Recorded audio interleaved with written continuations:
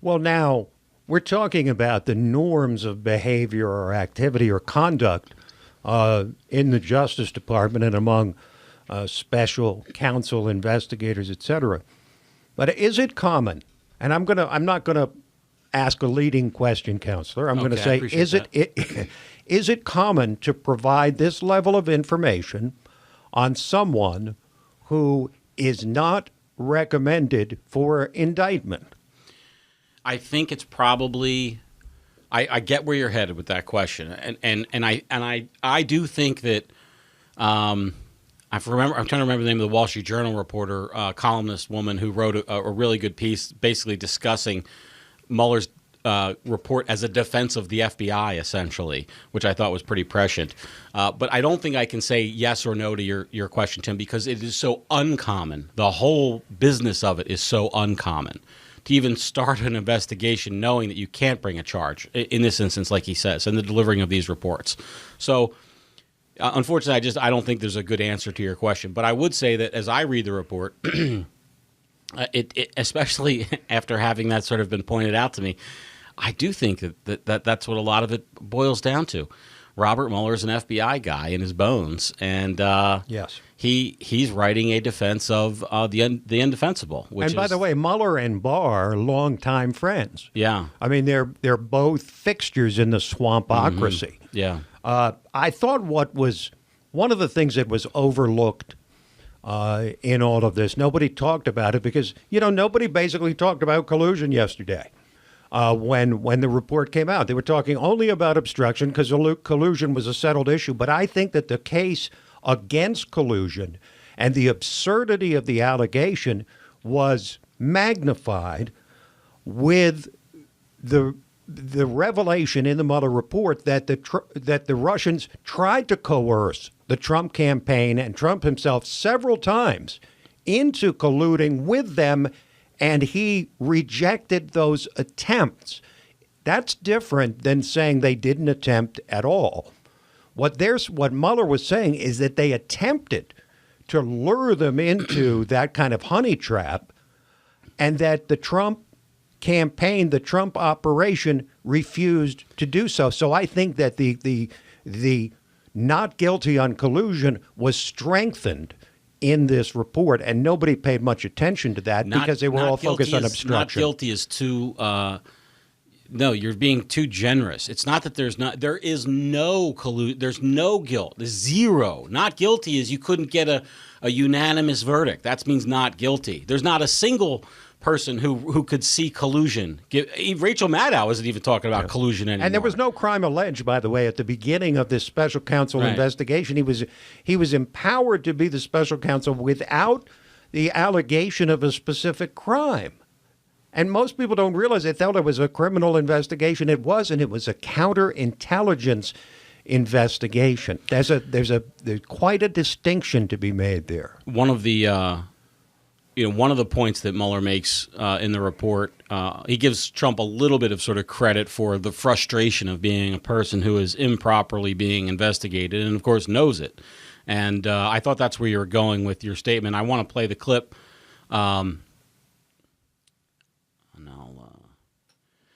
And this is Barr in the conference talking about the frustration of Trump leading to some of the actions, including perhaps firing Comey. There is substantial evidence to show that the president was frustrated and angered by his sincere belief that the investigation was undermining his presidency, propelled by his political opponents, and fueled by illegal leaks. As he entered into office and sought to perform his responsibilities as president, federal agents and prosecutors were scrutinizing his conduct before and after taking office.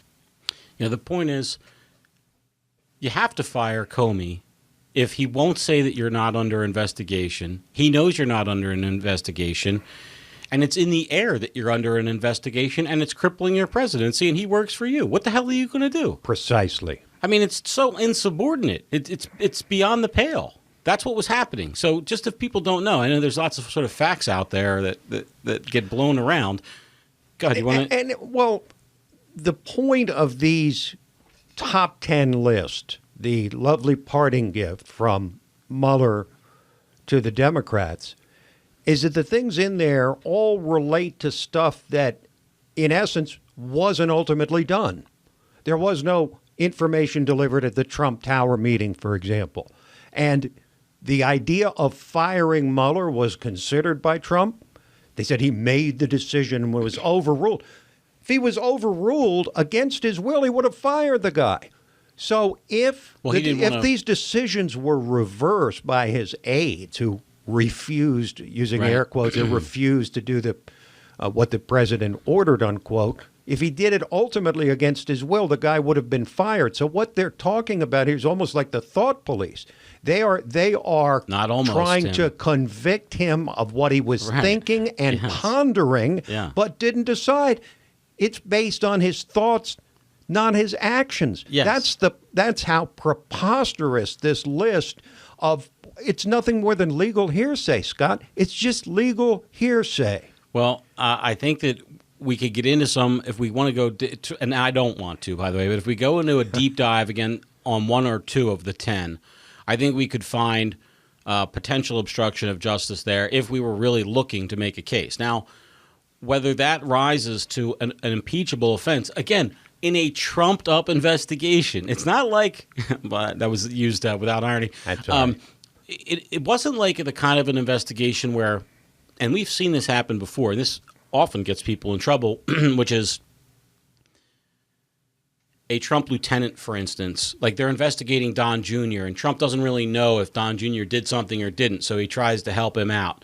That's one thing. We're talking about Trump editing an email. Right. Trump, he edited an email, and for that he gets obstruction of not justice. To submit to a judicial body, by the way. Right. We're talking about like Mueller talks about in terms of potential episodes of obstruction, having people lie about what he knew when he knew. Again, not to an investigative body, but to the press, to the media. Do we think that other presidents and their staff have told untruths to the media, and would they then be opened up for an obstruction charge? I mean, when Barack Obama said that you could keep your doctor if you liked your doctor, and we know that he knew that was a total lie to sell his Obamacare plan, and he overturned the entire American healthcare system based on that lie. Is that a prosecutable lie? Should be, in my view.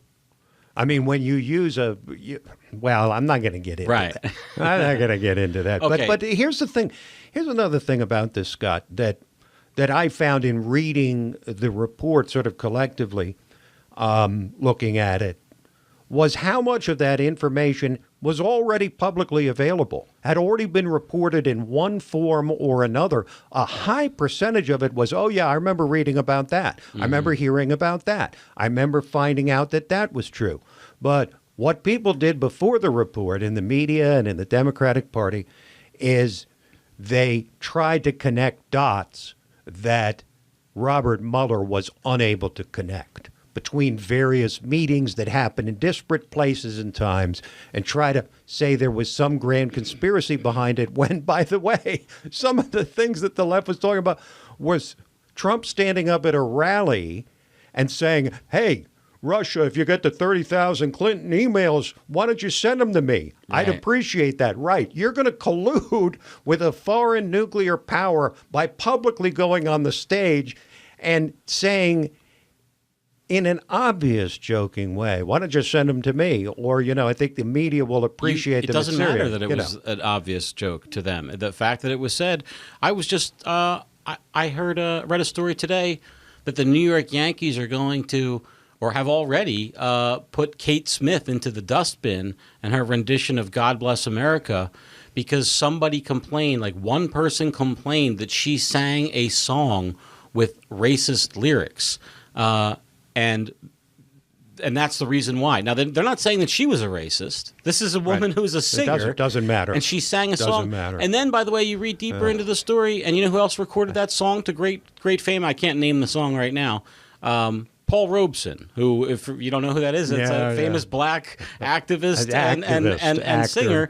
And it's like, so are we going to tear his work down too because he sang the same song? This is what it's come to. Yeah, so the fact that it was a joke or said in jest in front of a rally of 20,000 people. Yeah. No, that's just like it was passed in like a a back alley message. And by the way, even with the Trump Tower meeting, okay, that was on the record. It was in his Trump it Tower. Was in Trump there's Tower. cameras everywhere monitoring who's going in and out of that building. Like they're going to collude that way. And by the way, like if the similar offer had been made to Hillary Clinton to deliver dirt on Donald Trump, she would have said, we can't even no, get started these with are that. Russians. We don't It's want too much. I mean, come on. No, it's too much. Come on. I mean, All this right. is common sense. Let's go ahead. Common sense. Let's go ahead.